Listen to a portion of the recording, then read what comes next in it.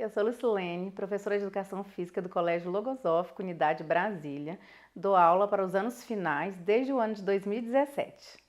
O meu relato de experiência é sobre uma vivência com um aluno do sexto ano, que tinha muita dificuldade de socialização e não gostava de nenhum tipo de atividade física ou modalidade esportiva. Mas com afeto, carinho e paciência, conseguiu superar todos os pensamentos negativos que cultivava dentro de si. Ao vivenciar essa experiência, precisei ampliar meus conhecimentos sobre essa que talvez seja a fase mais incompreendida do desenvolvimento humano. A adolescência. Todos nós passamos por essa fase. E o que lembramos dela?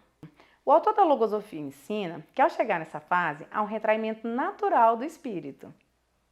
É uma fase onde as paixões surgem e a materialidade do mundo o atrai, fazendo com que ele viva uma realidade que até então desconhecia.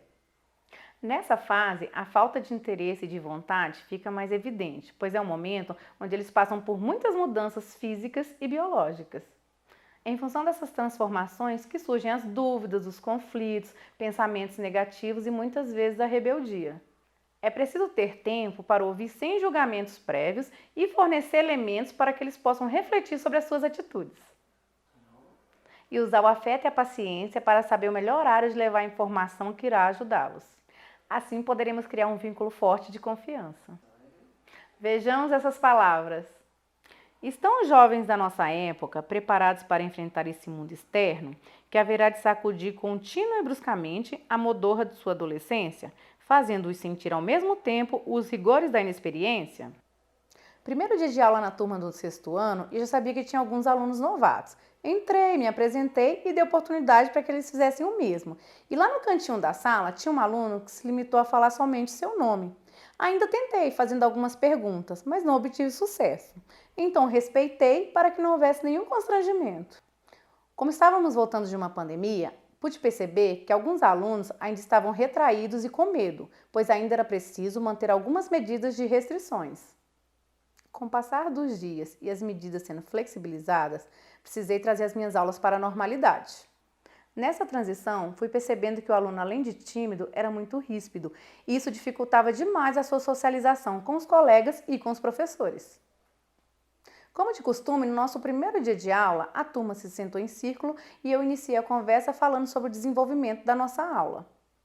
Quando começamos o alongamento, o aluno levantou e foi para a arquibancada. Dei seguimento à aula e em um determinado momento saí e fui conversar com ele. Ao perguntar o motivo pelo qual ele não estava na quadra fazendo aula com os colegas, ele respondeu que não gostava. A única coisa que queria fazer era ficar em casa jogando videogame.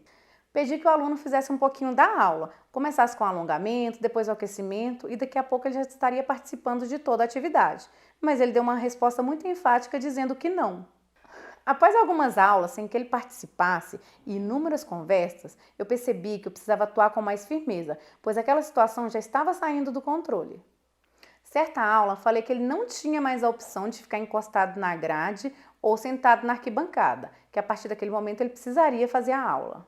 Naquela aula, a turma estava jogando futsal e ele falou que era muito ruim e que se fosse jogar só conseguiria atrapalhar.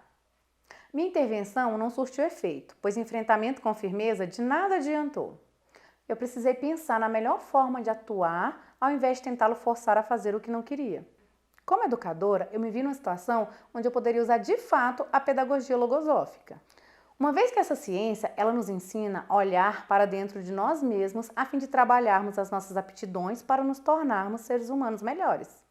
Eu precisaria cultivar o afeto e a paciência para poder gerar impactos positivos na vida do meu aluno.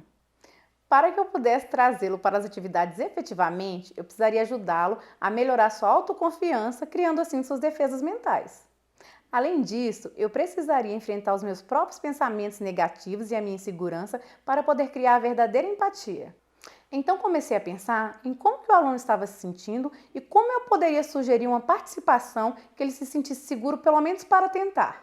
Naquele momento eu precisei trabalhar minha autoconfiança e não deixar que a tendência ao fácil me dominasse, pois pegar uma folha de papel e pedir para que ele fizesse um relatório seria muito mais fácil. Foi então que tive uma ideia. No dia seguinte, cheguei e chamei em um canto e perguntei para ele se ele realmente achava que só atrapalharia a aula se eu colocasse para jogar. E ele respondeu que sim. Falei que eu tinha a solução, que ele entraria no jogo e não deixaria nenhuma bola passar. Naquele momento, a sua função seria exatamente atrapalhar a jogada do adversário. Mesmo dominada pela insegurança de que não daria certo, persisti com o plano e fiquei da quadra o tempo todo ao lado dele. Iniciei a partida e aos poucos ele foi conseguindo atrapalhar algumas jogadas. Com o decorrer do tempo, ele foi se soltando mais e conseguiu participar de toda a atividade. Ao final do jogo, eu e os colegas o elogiamos muito e juntos descobrimos que ele era um ótimo zagueiro. Chamei o aluno para conversarmos em particular, para que eu pudesse saber como que foi a aula. Ele relatou que estava com medo, mas como eu estive o tempo todo ao seu lado e sem um julgamento dos colegas, ele se sentiu seguro para participar. Ele relatou também que nunca tinha imaginado que atrapalhar um jogo seria algo tão legal. O sorriso estampado no rosto e o abraço apertado foram muito gratificantes. Hoje, o aluno é carinhoso, alegre e participa de todas as atividades e desenvolveu gosto por algumas modalidades esportivas. Tenho certeza que nesse dia criei um vínculo muito forte de confiança com esse aluno. Vou finalizar o meu relato com o pensamento logosófico, que é o norteador de todo o trabalho desenvolvido. Do mesmo modo, cada um deve ser leal a tudo aquilo que uma vez mereceu seu afeto, sua preocupação, seu interesse ou sua atenção. E que cada um guarde gratidão a tudo quanto contribuiu para evitar um mal ou para tornar mais fácil e feliz a sua vida.